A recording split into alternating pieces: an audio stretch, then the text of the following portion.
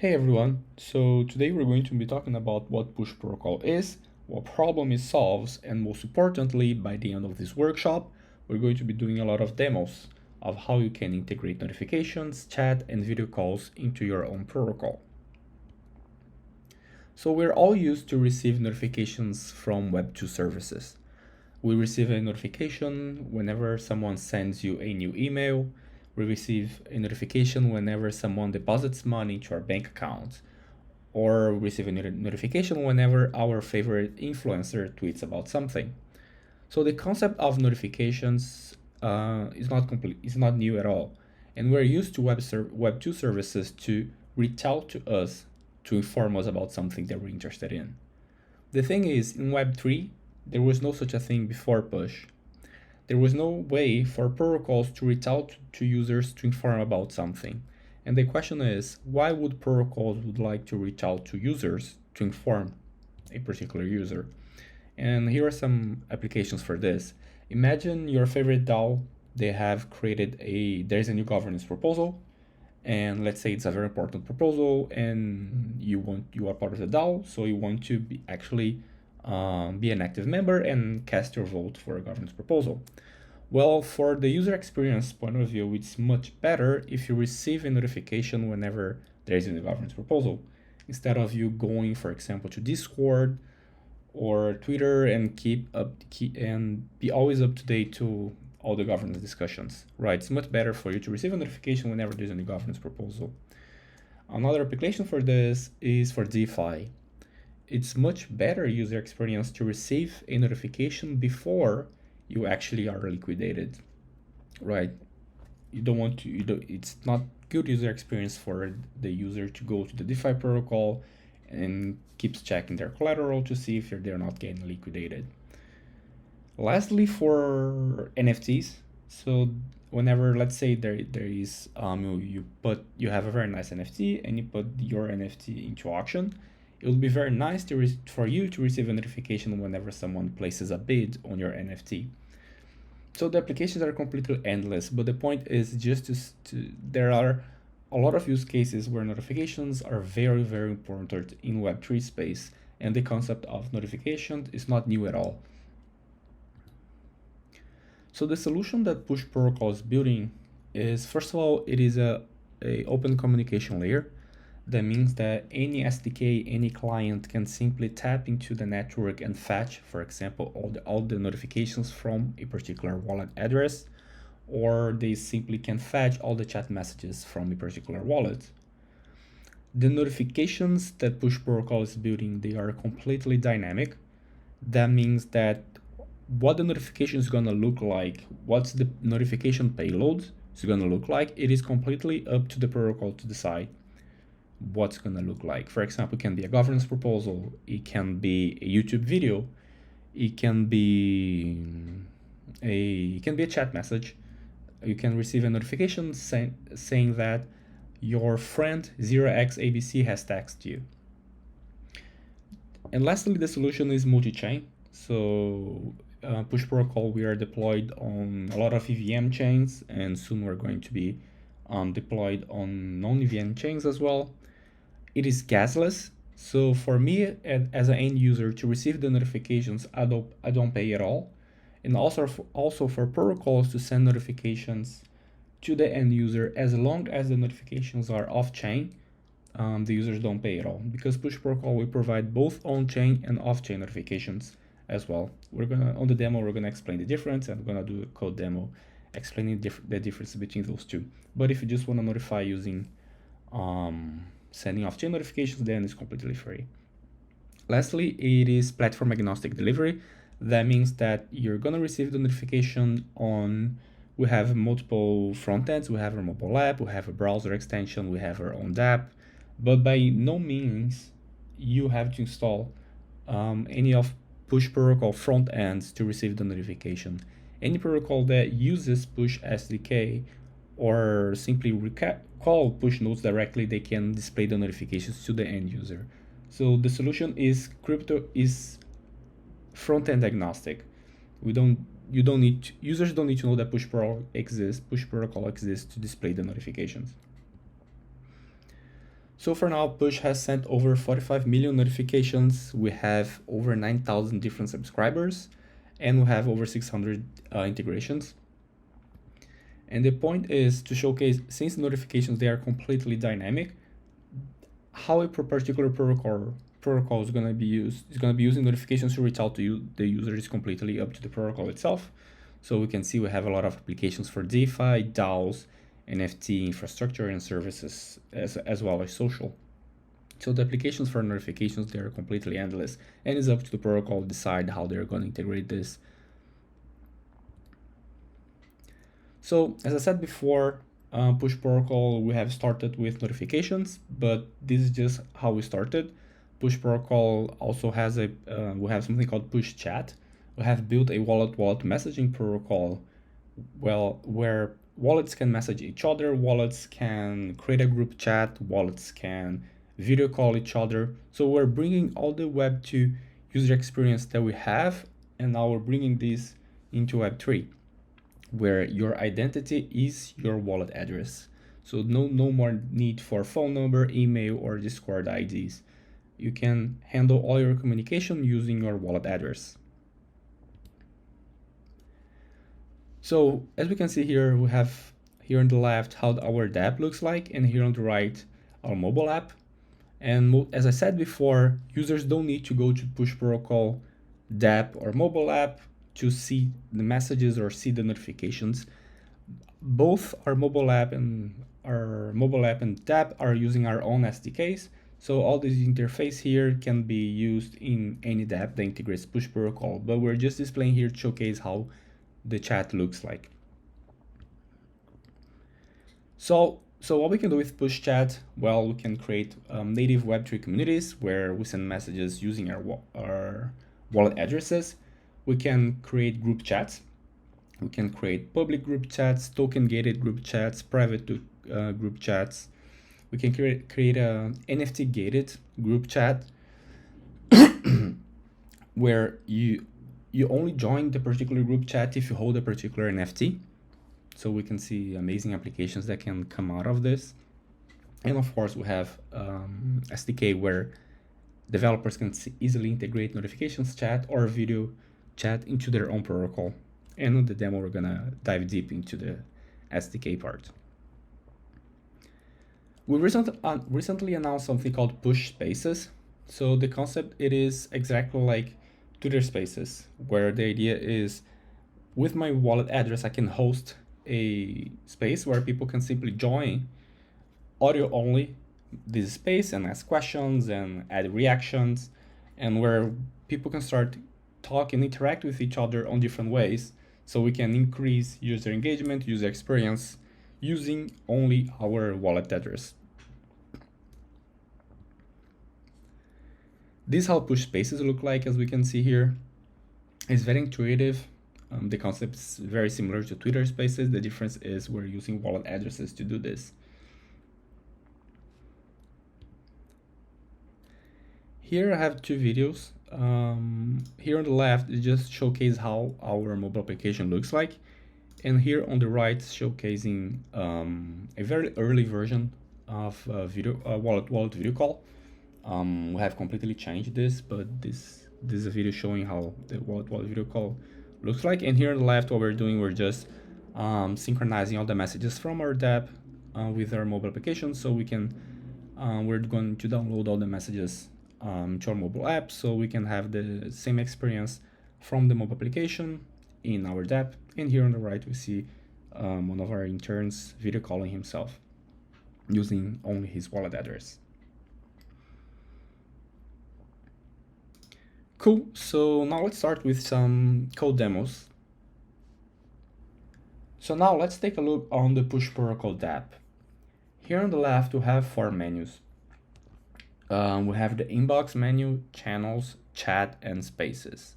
So first of all, let's dive deep into channels. So channels, they are simply protocols that you as an end user can opt in to start receiving notifications. So for example, we have Push Protocol channel, we have Shapeshift governance channel, we have CoinDesk, Snapshot, Lens, and so on and so forth. So the idea is You as an end user, if you want to start receiving notifications from any of the protocols listed here, what you have to do is come here into the channel section, find your favorite protocol, and then opt in. So for example, let's go into this Aave protocol.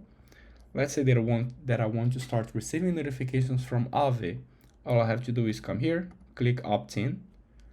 See, all I'm doing here is sign a transaction. There is no gas involved here, right? So I want to start receiving notifications from Aave.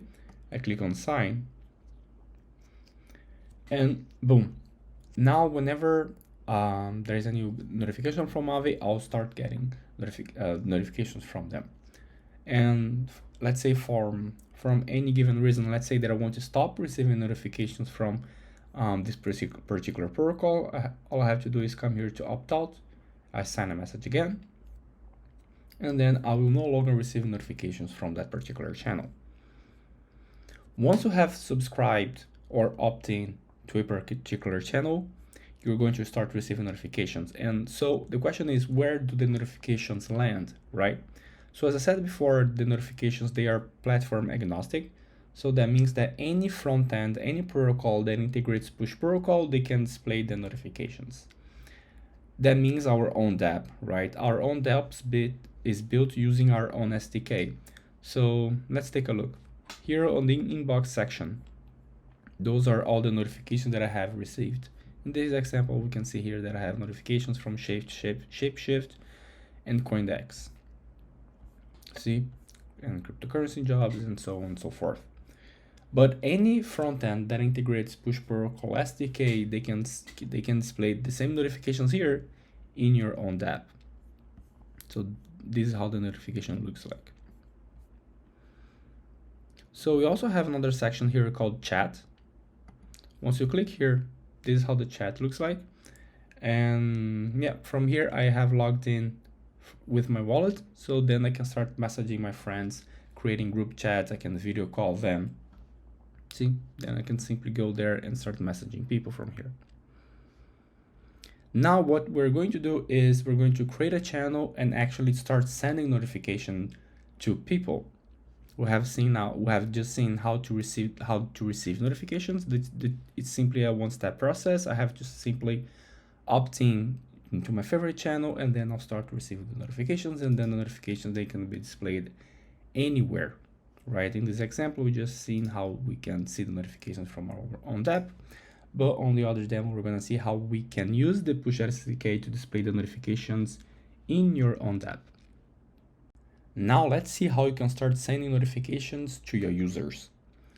For this demo, we're going to be on the staging environment, and the URL for this is staging.push.org. We can see, since I have a channel already created, here on this section, we're gonna see my channel name, that in this case is demo channel.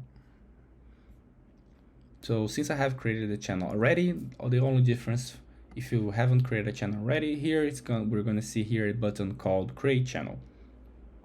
And all you have to do is just stake 50 push, and that's all. It's a one-time payment, then you can start notifying your users. Now I have this channel created already. Let's start sending notifications to my users. So my channel name is demo channel, so it's correctly selected here. So we have 3 types of notifications. The first notification type that we have is broadcast.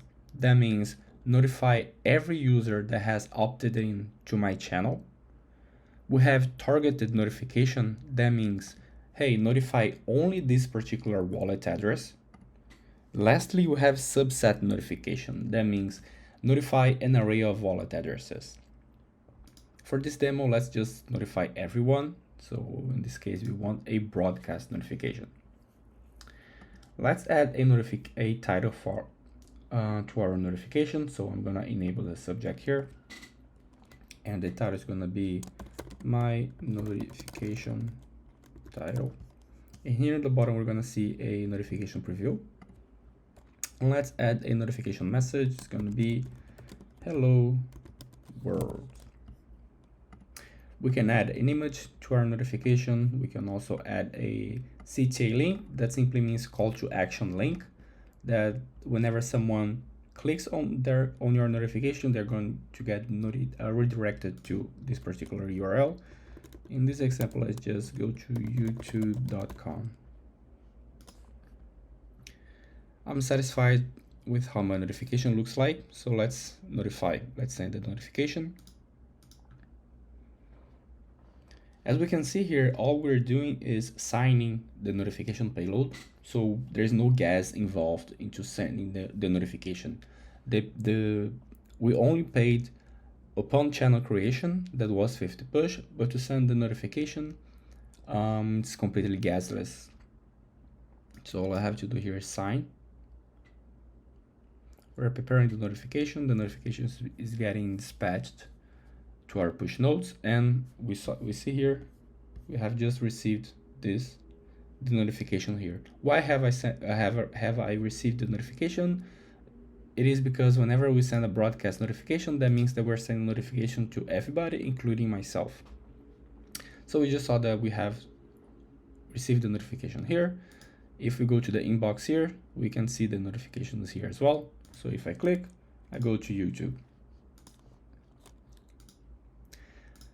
How the notification payload looks like, it is completely up to you. So you can add, as I said, call to action link, you can add images, videos, you can customize your text as well. So you can add bold and italic, URLs, and so on and so forth. So this page that we're looking at right now, it is under our docs.push.org page. So we have been currently working on a lot on our documentation to make it as simple as possible for the end user. So this section here, notification content, is under docs.push.org/developers. You go here under sending notifications. So in this section here, we see different ways of how we can send a notification. We can send notification using smart contract, using our dApp, which is the one that we just did, using the SDK, which we're going to be doing on the next video, using our framework application, we call it showrunners, using subgraphs, but in this case, we just want to see the notification standards. We click here under advanced and notification payload. Now let's see how we can use the SDK to send notifications. So instead of sending a manual notification, we're going to automate this process by using the Push SDK. Now let's see how you can add notification settings to your existing channel. So notification settings is a feature that we recently announced, and it allows a way more customization for protocols and for end users as well, because now end users can pick and choose which notifications they want to get notified. So how does this work? So I have this channel here called Demo channel, and we see we have 22 subscribers. It's on the staging environment, and I have pre-configured here 2 notification settings, one for marketing and one is a simple slider example. So the marketing here is of type Boolean, and the slider example is simply a slider, right? So let's go to from the perspective of the end user, from the subscriber, and see how these notification settings look like, and after explain on what they are for. So here we have so on this blue-ish browser, this is the end user. So if I'm an end user, if I want to receive notifications, first I have to opt in. So my channel is called Demo channel. So let me just copy my channel name. Let me just paste here, do a quick search, and the channel shows up here. So let me opt in to receive notifications. And now see, now we have this small pop-up here that shows before opting in, we have 2 notification settings as we saw here, right? So they're the same 2 here. So I can opt in myself. Me as an end user can say, hey, I'm interested in receiving notifications from marketing. It could be, for example, I want to receive notifications from governance, or I can add the slider that can say, hey, I'm interested in receiving notifications when a particular value exceeds 7, or when it's below this much or this much. So you can see how much customization you can bring to your end user. So your end users only receive notifications they are interested in receiving. For this example, I'm just interested in receiving notifications from marketing. So that's what we're going to be doing. I select marketing. So let's click opt-in.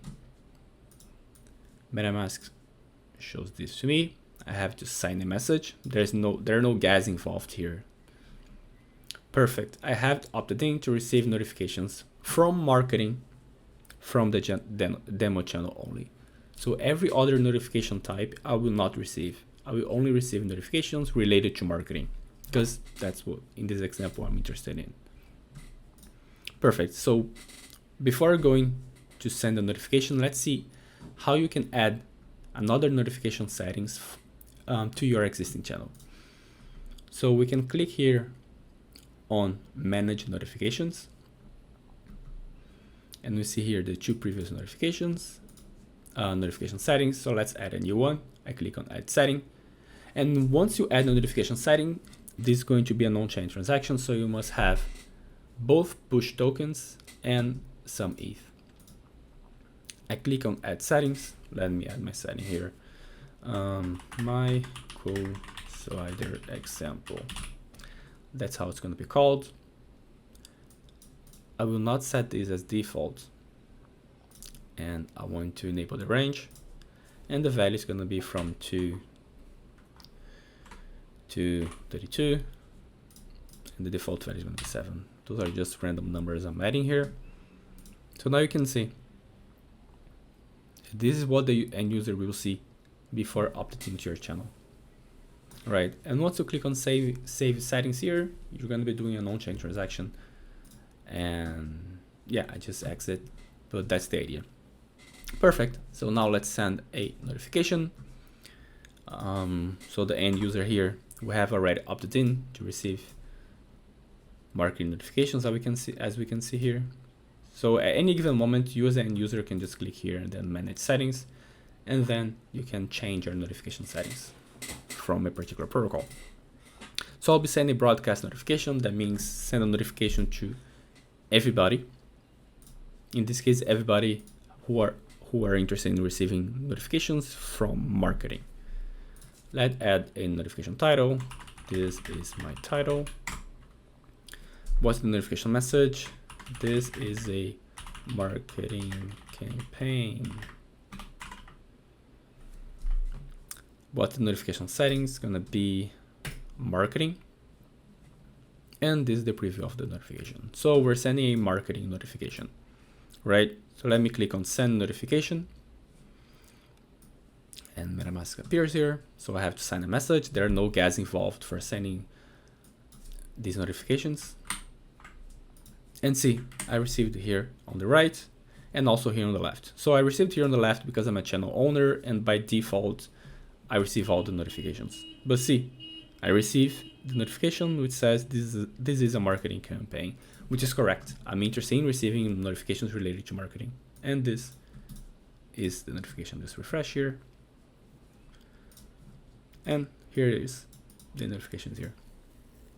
Perfect. So we send a notification when we also have subscribed manually. We saw how to do this manually, but of course we have our SDK, and actually all our front end is doing simply calling our SDK in the back under the hood. So if you go to our documentation, so we have added and changed a lot of our documentation recently. So we took all the feedback from the community over the last year, and we have rewritten the entire documentation actually. And then if you click here on send notification, even the SDK has changed. So yeah, so once you click on send notification, you have an option here under category, so you can fine tune when you send the notification. You can say, hey, I'm interested in sending a notification just for marketing, or this is as a lighter notification, and so on and so forth. So that's the idea. Under docs.push.org, and go here under build and send notification, and have everything how to send a notification with notification settings. And here, see, You can even change, we added the notification settings in the UI, but you can of course do the exact same thing using the SDK, right? So in this example here, if you call this channel.settings API and we pass a JSON, and this is exactly the example I gave. So this is the marketing example, which is of type Boolean, and we have the default value and the description. And the same for the slider that we saw. So here you can see how to do the exact same thing, but using the SDK. Now let's see how you can use the Push SDK to display all your user notifications.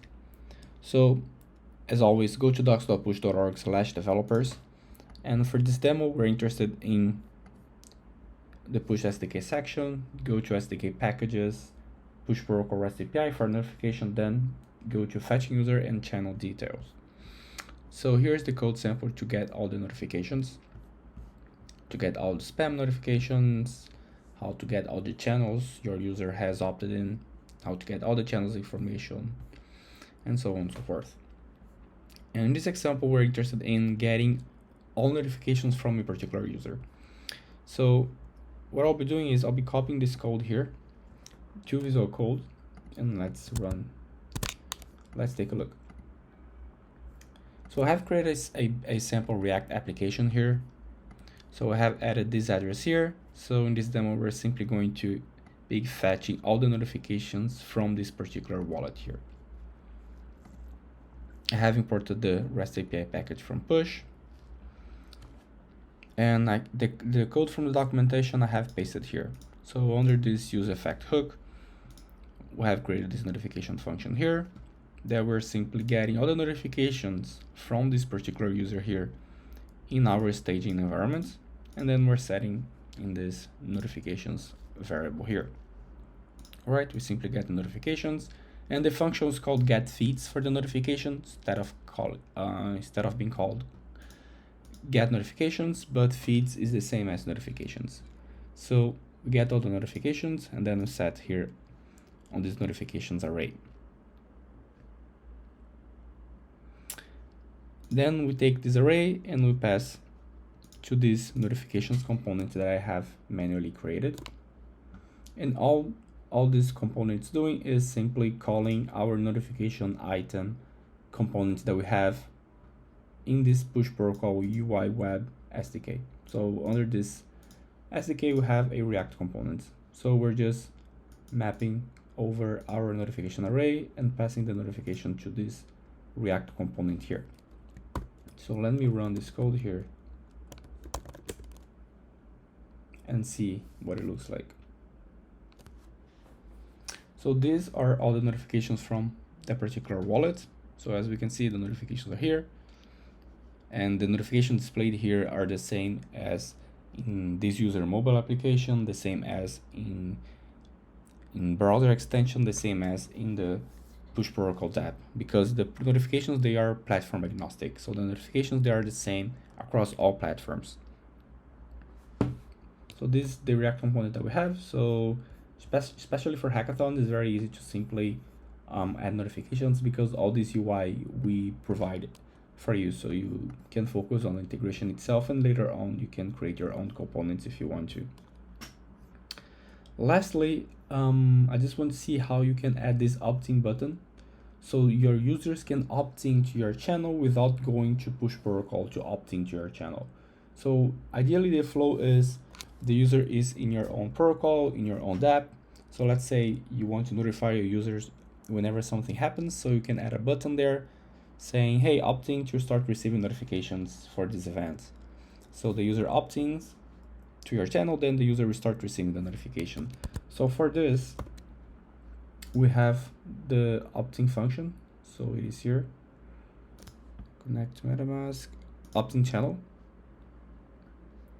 So whenever the user opts into your channel, we call this subscribe. So in this example, the particular user, the signer here. So in your dApp, you get the signer.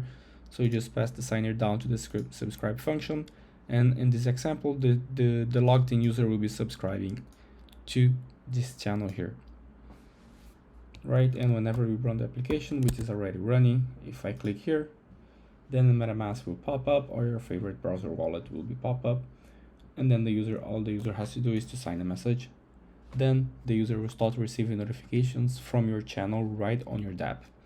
So the users don't need to go to Push Protocol to receive the notifications, nor the user doesn't need to go to Push Protocol to opt in to start receiving the notifications. So the user can stay in your app for both subscribing to your channel as well as receiving the notifications. Now let's see how you can send notifications from your smart contract with Push Protocol. First, head over to Push for Hackers repo. Go to Send Notifications folder. On this folder, there are multiple examples on different ways on how you can send notifications. You can send notifications using the SDKs, the subgraphs. You can send manual notifications. You can send notifications using our scaffold solution called showrunners. And in this case, for this demo, we're going to be sending notifications using smart contracts. So let's go over this folder. Let's go for this demo, copy the content of this token modifier contract. So let's copy the content of this contract and let's explain what this contract is doing. So I'm going to call this contract push.sol. Let me copy here.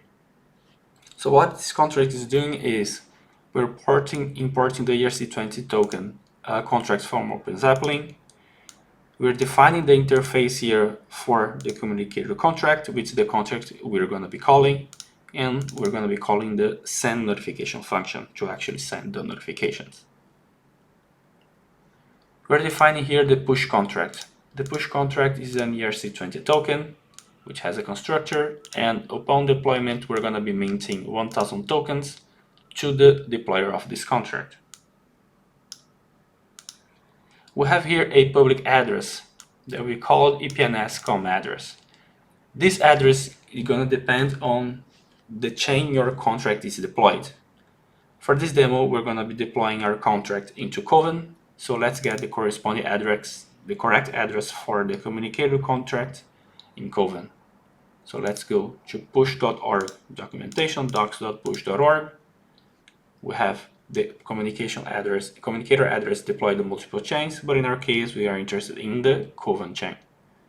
So let's go over here and let's copy this contract address here. Let me paste it here. So I have the correct address here. The push contract, we are overriding the transfer function from the ERC20. And what this function is doing is we're calling the internal transfer function here. And after the transfer is done, we're going to be calling the communicator contract, the send notification function here.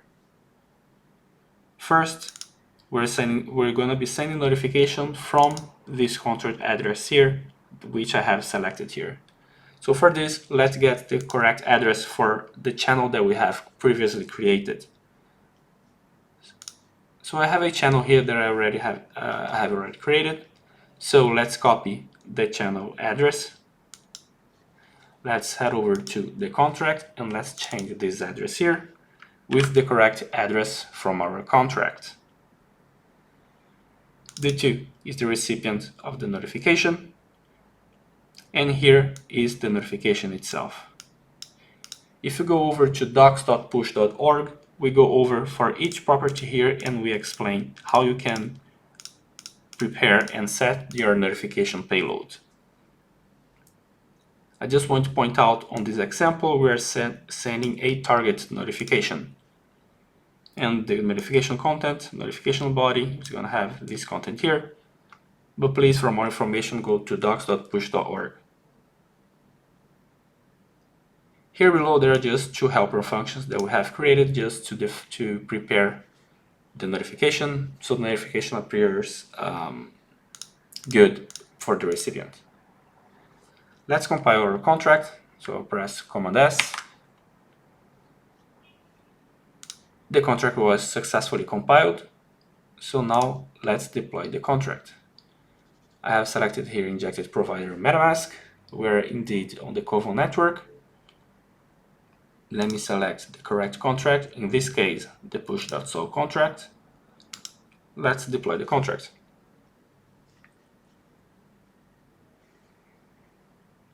Let me confirm the transaction.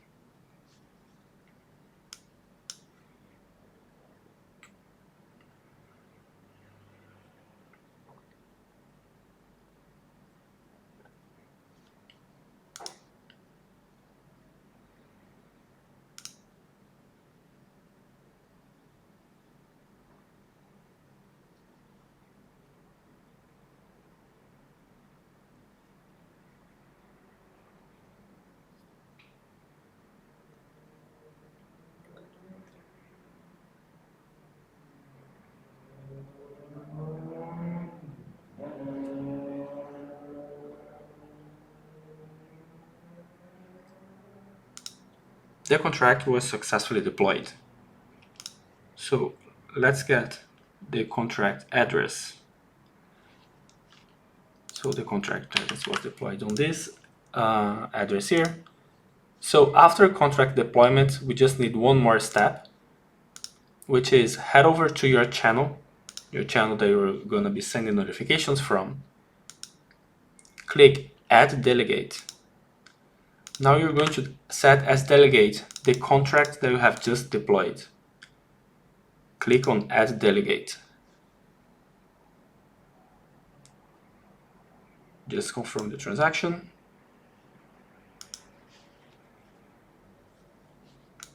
We have successfully added a new delegate. So before sending the notification, let me opt in to receive the notifications. So we're going to be sending the notification to this wallet here, but this wallet's not opting to the channel, so let's opt in to the channel. So first, let me copy the contract address, which is here. Let's head over to the other browser. Let me search here for this contract. Let me opt in to receive notifications from this hello channel. Sign a message. I have successfully opted into the channel. Perfect. So let me copy this contract at this wallet address here. Let's go back to Remix.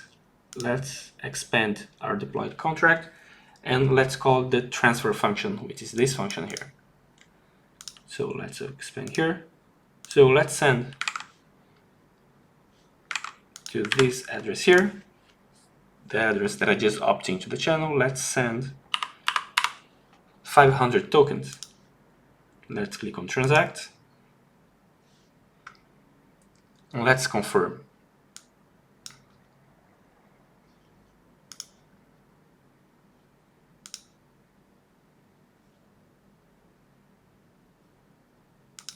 The transaction has just been approved.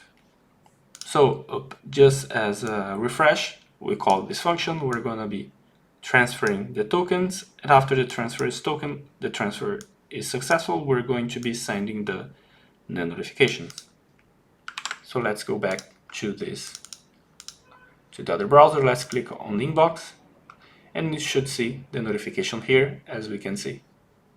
So the notification has been successfully sent from the smart contract to the end user. We're now going to do a demo on SNS module for push delivery nodes. It allows very easily to integrate push notifications to your platform of choice, whether it's a wallet, browser extension, Telegram, Twitter, Discord, or any app.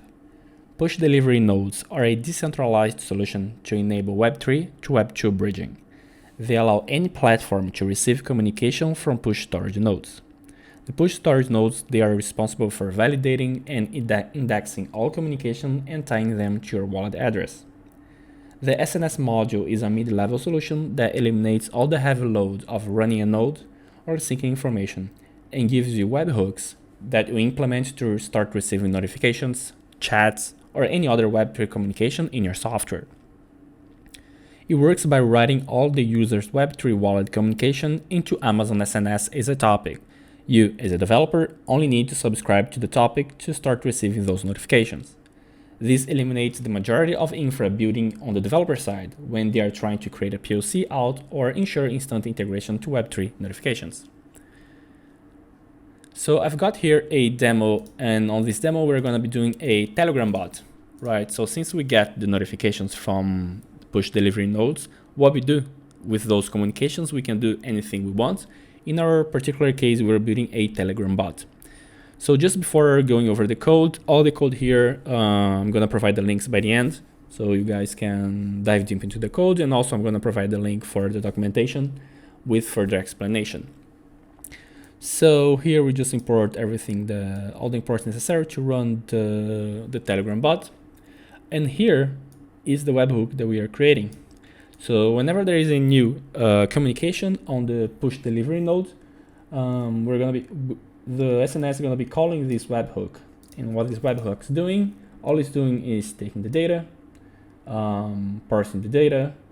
We're validating the payload received by SNS. If the payload is of type notification, in our particular case, since we are building a Telegram bot, we're just gonna take the payload and we're gonna be sending the notification to the Telegram API. So here, that's the SNS dApp. So I already have created a channel, right? So now I'm gonna send a broadcast notification to all the subscribers of my channel. So I'm gonna send them a message, hello world. The notification message is gonna be SNS Demo. Okay, here we have the preview of the notification. We're gonna now send the notification. All I have to do is sign the message. It's completely gasless to send the notifications. The notifications have been sent. So if we come here back to the Telegram bot, we see indeed that we received the notification. And if we come here to the Telegram, we have received the notification here. You see, we're also receiving a lot of other notifications here, but the notification that we are interested in is this SNS demo here. Yeah, those are the links. I'm also gonna provide you guys a link to our article that we posted. Here there is information about further explaining what the SNS module is, what the push delivery nodes are, what is the push start nodes, so on and so forth. So you guys can dive deeper into this. There is also the GitHub repo. Here it's going to be on the links as well, and also the links for our documentation. Thank you. Now let's see how you can use the latest SDK version to integrate chat into your application. So this is the latest SDK version. We have completely rewritten the entire SDK based on the feedback that we got from the developers. Now it's much easier to integrate chat, video, and notifications into your application. We haven't changed any logic, we just changed how to use the SDK, so it's even easier for developers to integrate push protocol into their dApps.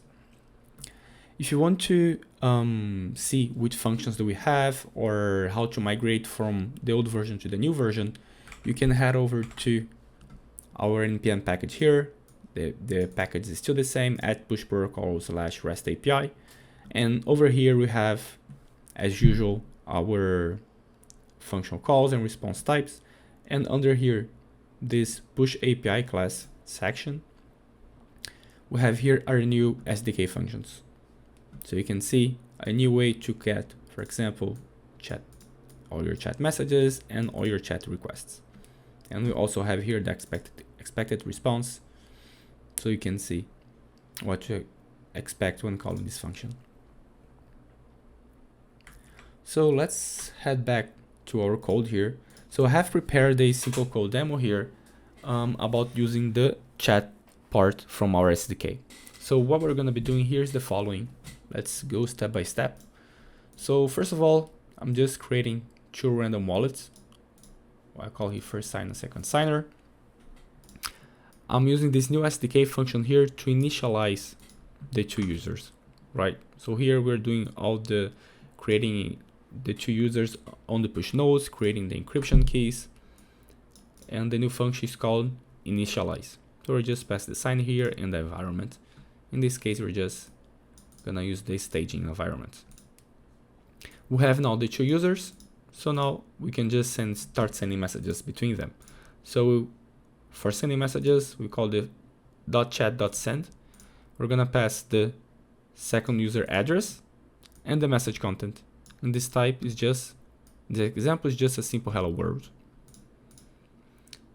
Since it's the first time that the first user is chatting with the second user, what the second user has to do is to approve this chat request. The reason for this is to prevent spam. So first user can send a message to the second user, but the second user must first approve this chat message so the second user can reply back. So this is exactly what we're doing here. We're just calling the .chat.accept function, passing the first user address. And once we accept the chat request, the second user is just sending a message back. In this example, he's just replying, hello back, nice meeting you yesterday. And the type here is still text, but it could be a GIF, could be an image, a video, or anything. We're gonna be doing here, we're just fetching all the chats from the first user. We call it the .chat.list. And here we're gonna see that indeed the message that we send back and forth, we're gonna get here. This is just showcase how to fetch all the latest chat messages. Here below, I'm using the group chat functionality. So what I'm doing here is I'm just creating a group. The group's called my group chat, and the group has just two members, which is the first user, the user who is actually creating the group, and the second user. And after we create a group with these two members, the first user and the second user starts sending messages to the second user. And the flow is completely the same. The second user, to reply back, the second user must first approve the request to be part of this group. In this example, this group is public. As we can see here, the private flag is set to false, but the group could be private, where all the chat messages are encrypted. The group could also be token gated. That, for example, if you want to be part of this group, you must hold, for example, X amount of tokens, whether they are ERC20 tokens or ERC21 tokens. So let's run this. Yeah, I'm logging here the private key just because I'm going to take this private key and head over to MetaMask so we can see in the UI all the messages that we have sent here. So they are displaying the UI also. So that's why I'll be logging the private key here. So let me just do npm start and let's get started. So we have the private key here. Now we're creating the two users on the staging environment. As you can see, there's no transaction involved, everything's gasless. The users have been created. Now we're sending message from we send the message from the first to the second user. The second user has accepted the request and is replying back now.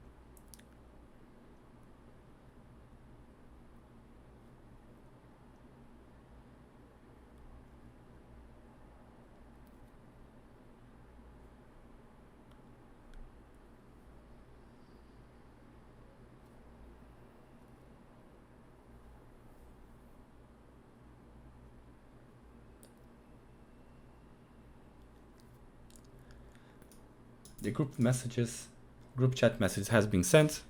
So let's just copy and paste this random private key that we have generated. It's completely random, so there is no funds in this wallet. So let me open another browser here. Let's bring this here. So I went to staging.push.org, our staging environment website. I have copied the private key. Now let me just import my private key into MetaMask.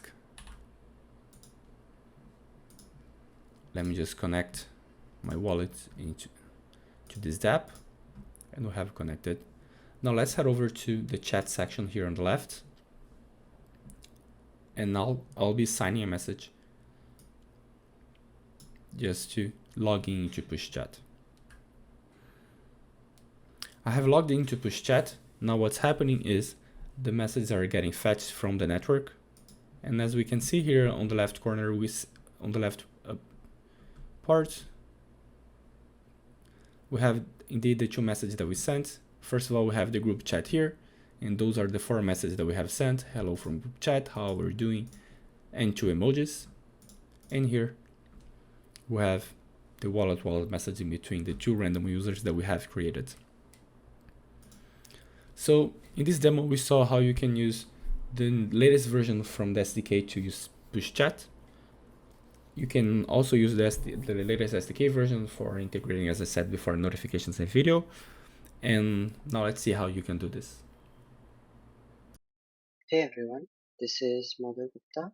I'm a software developer at Push Protocol, and in this workshop, I'll be taking you guys through Push Video as well as Push Spaces, giving you guys an insight of what the product is all about, its features and use cases. And then in the next part of this workshop, we'll be demoing how to use the Push Video SDK in your next app and leverage the decentralized wallet to wallet video communication. Okay, so I'll start with Push Video.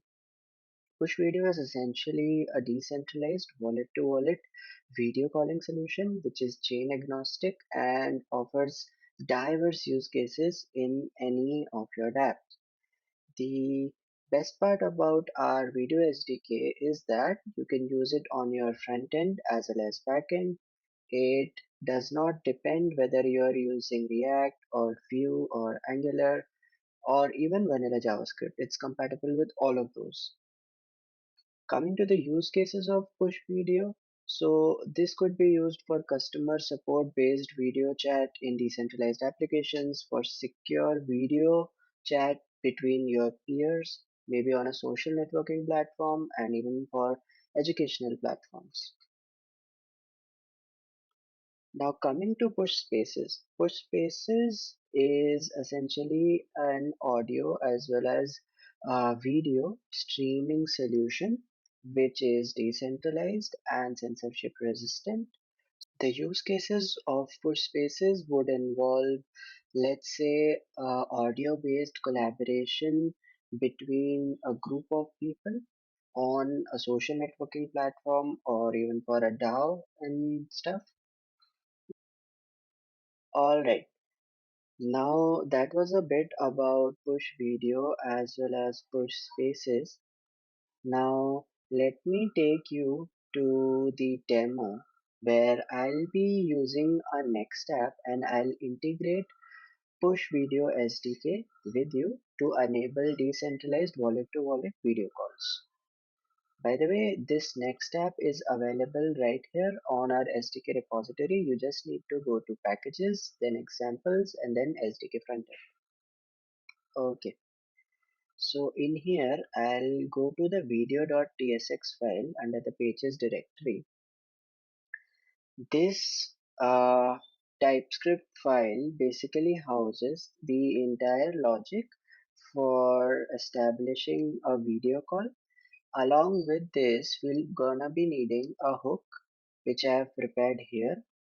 So firstly, to use our video SDK, what you need to do is you need to initialize the video class object. And to do that, firstly, you need a ref, a React ref to store the class object. And then secondly, you're gonna need a React state, which I'm calling data here, that is gonna be essentially storing the entire data related to the video calls. And I have initialized this with push API.video.init video call data. Alright. Now the next step to actually initialize the video call object is to basically create an object of the video class, which we are doing right here. So this constructor of the video class requires the signer, the chain ID, the PGP private key, the decrypted PGP private key, the environment, and then the set data property. So the signer, I am getting the signer from the Wagmi hook right here.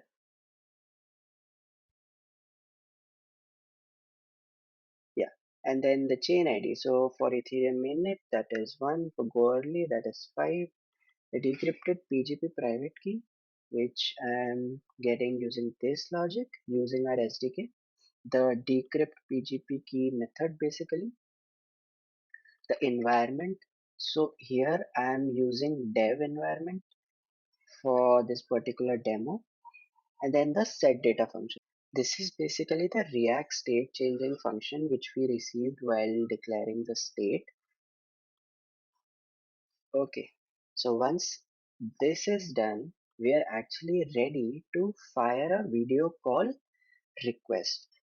Okay, in the set request video call function, firstly what we're doing is we are extracting the decrypted PGP private key using this logic. It basically calls the decrypt PGP key method. Next, what we're doing is we are trying to get the chat ID between the users of the video call. So let's say you are trying to call one of your friend, then in order to do that you need to have a push chat between the two users. So that you can do using our chat SDK.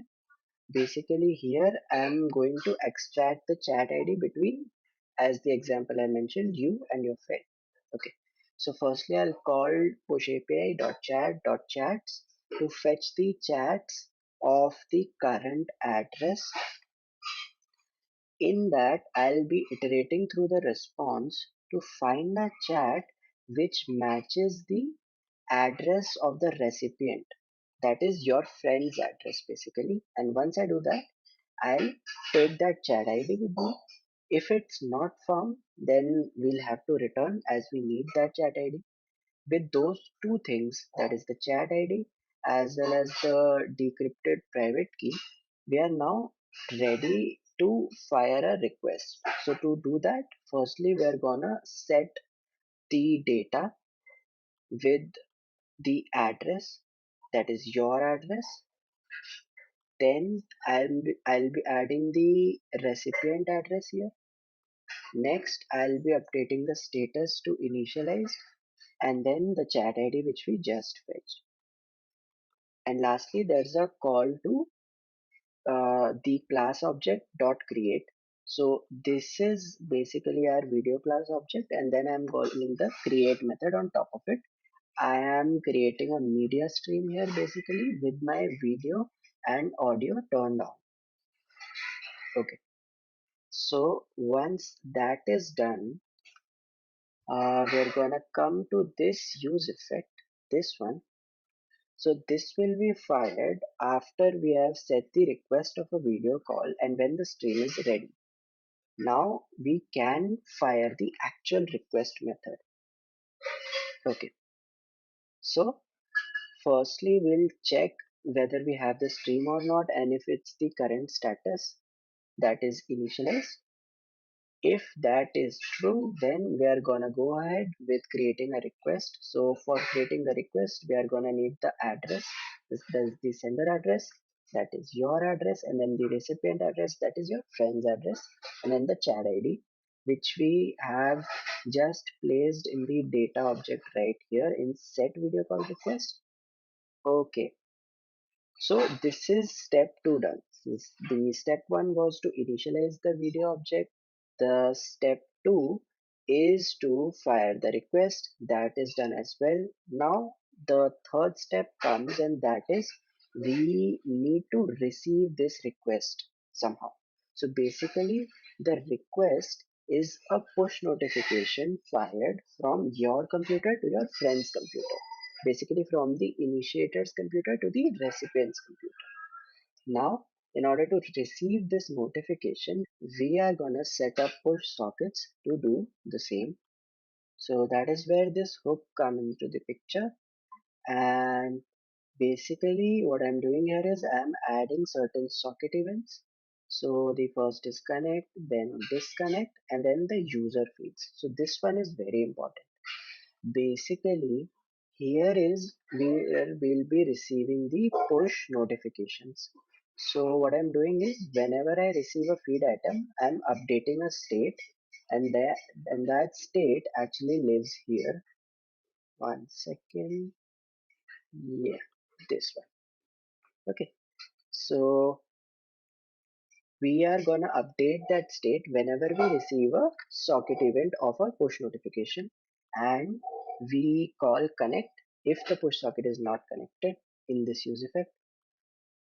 Now finally I have a use effect here with the dependency of the latest feed item. So this is gonna get triggered whenever we have a feed item from here, and here I have all the logic you need to handle the socket part of push video. So I'll be going through this with you. And firstly, we need to do is we need to extract out the payload from the latest feed item. And inside of the payload dot data, there should be an additional meta property. And we take that additional meta property. If it's not there, we'll have to return. And if we have it, we need to check the type of the additional meta. So if the type is not equal to push video plus one, that means it's not a push video related notification, it is some other notification. And we have the push video notification, we're gonna parse the additional meta dot data. This is actually gonna contain the data part related to the notification for push video which we have just received. Right. Now, firstly, in this if statement, I am checking if the status is equal to initialized or not. Just bringing you up here to this use effect. So here the status which we fired was initialized, and that is going to be received right here. So this will be in the recipient's computer, right? So this will trigger the set incoming video call function. Now what this function is gonna do is something like you receive a notification from your friend who wants to establish a push video call with you. Upon executing this method, we can update the UI telling the recipient that someone is calling you, and you have the option to obviously accept, or you have the option to hang up. Okay, so here I am basically setting the data with the data I have received in the video call metadata via the notification. So the local address, the recipient's address, the incoming one, and then the status gets updated from initialized to received. Then I have the chat ID, and then this one is the important one, which is the signaling data. Okay. Now I wanna bring your attention a bit to the UI I have, particularly to these buttons actually. So the first one is to actually request a video call. So this method we already saw, right? Then the next button is to accept a video call request. So this is when you actually want to accept a video call request, right? And then this is disconnect. I'll come to this a bit later, right? So set incoming video call, what it did is it basically updated the UI and it enabled the accept video call request button by changing the state essentially, the status I mean, sorry. Okay. Now Once you're ready to actually accept the video call request, what you're gonna need is simply call the accept request function. And for that, you need the signaling data which you received and stored right here in set incoming video call data, this one, and the addresses along with the chat ID. So again, what this is gonna do is it will fire a push notification back from the recipient's computer to the initiator's computer. Now, as it is a notification, we again need to go back to our sockets in order to handle it. So this particular line is where this second notification is getting handled. So this will come with a status of received. So on that, we need to call the connect handler. Mind you, this is happening on the second notification which is received from the recipient's computer to the initiator's computer. Right? It's the second notification. So this method, the connect handler, is gonna get fired on the initiator's computer. It's a very simple one. We simply call dot connect on signaling data with the peer address, that is the sender's address. This is just the video call object that we initialized at the very first step. Okay, so what do we have right now? We have a push video call established between an initiator and a recipient, right? So now what they might want to do is two things basically. Firstly, they might want to toggle on and off their audio and video, right? So, in order to toggle their video, I have this button with me, and basically what it's doing is it's just calling a method from the SDK, that is the enable video method, which is just flipping the state. So it's like if you want to enable your audio, you call enable video. Sorry, if you want to enable your video, you call with state is equal to true. If you want to disable your video, you call with state equal to false. That's it. So here this is the flipping logic basically. Similarly for audio, we use the enable audio method instead of the enable video method. Now the last thing needed for the complete video functionality is the hanging up part. Let's say you guys have discussed whatever you want and now you want to hang up. So to handle that, I have this method, this button, which calls the disconnect method. And this disconnect method takes in the peer address of the connected address. Basically, whoever you want to disconnect from. Let's say I want to disconnect from my friend, I give them their address here, basically. Right. So this is just gonna hang up, and that basically completes the functionality of the video calls which we might need on a dApp for communication purposes. So basically summarizing what we did in this demo, firstly we initialized the ref as well as the react state and then finally instantiated the video class object. Next we fired a video call request. Thirdly, we received that request on the recipient's end and we accepted the request. Next, we finally connected the video call, and in the later part, we saw how to toggle on and off your audio as well as video and the disconnect logic. Lastly, I have the next app running on a browser on two windows with two different wallets. Now what I'm gonna do is I'm gonna call the left address from the right address. So basically I'll paste in the address here and then I'm gonna hit request. One thing that I would like to point out here before calling is that the two addresses need to have a push chat established between them prior to establishing a video call. So that basically we get the chat ID property. So I'll hit request. That is gonna ask for my signature once to decrypt the private key. Okay, so that turns on my audio video stream, and in a few seconds, yeah, the accept request is now enabled, signaling that the request has basically reached the recipient computer, and I'm gonna hit accept request to answer the call.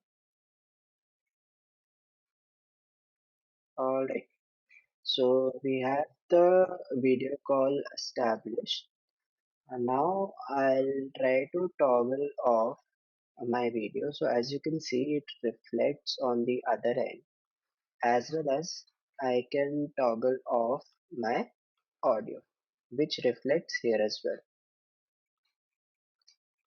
and I can turn them back on as well. Right, now finally we can hang up. Okay, so that was basically a demo of push video, as well as a description of the products, push video as well as push spaces. I hope you liked it and enjoyed it. Thank you so much. Let's talk now about conditional gating. So conditional gating, it's a new feature that Push Protocol has recently announced. And with it, you can now create, for example, token gated groups. You can create groups where you can say for a particular member to join your group, this user must hold, for example, one NFT of your choice, or this user must have, for example, 20 tokens, and from any ERC20 token of your choice. You can add complex logics, for example, for a user to join your group, the user must have tokens, certain amount of tokens on Ethereum and Polygon. So you can see how these features can easily create and bootstrap new ways of online communities to interact online in a Web3 native way. You can also add logics not related to group chat, but for one-on-one chatting. So for example, you can say, for you to message me, you must hold, for example, X amount of tokens. And this is one way also for preventing spam. So as we can see here, we are in our Push Protocol documentation page, and we are on the conditional rules for group. So here we briefly explain what are the different rules that you can create. Here we're also explaining more related to the SDK, because we're going to be looking into code very, very soon. Just an overview of the properties the SDK has, what each property means. But I think most importantly, it is here below where we actually show some examples of how you can use this. So for example, for this, let's look at this JSON here. So for this JSON here, we are saying for a member to join this group, the member must hold a ERC20 token, and that's the contract of the token, and the particular user must hold at least one token, greater or equal than one token. And there are other use cases here that you can refer to the documentation. But let's look at the see even NFT gated group. But let's look at Visual Code and see this in action. Let me make this larger. Perfect. So this code here just copied from the documentation from here. So nothing new here, but let's walk line by line. So what I'm doing here, I'm just creating, using Ethers package, a random address. And here I'll be logging my address and my private key. Of course, should not log your private key, but for testing purposes, I'll just log here so you can see. I'm initializing the user, so I'm passing the signer here, and then the environment. In this case, this is the staging environment. And after I create my user instance, all I have to do is just call the .chat.group.create API from our SDK. So let's take a look at what we're passing here. So this is our group name. We're passing a group description. We're passing a random image. For the members and admins, because every group must have members and admins, where admins have permission to kick or invite other members. And for token gated groups, you don't need to pass this because the logic will be created by the rule itself. This group is private, and here is the rule. So we have conditions, and this example, the condition is the same from the documentation, the ERC20. So I must hold at least one token, and this is the token here, which is a ERC20 token. So once I run this, I have created my group chat, and if a particular wallet wants to join this group, it must respect this rule here that we have configured here. So I can just come back here and simply run this, and we're gonna see that the group is getting indeed created. Yeah, perfect, the group was created. Yeah, that's what I wanted to show you guys.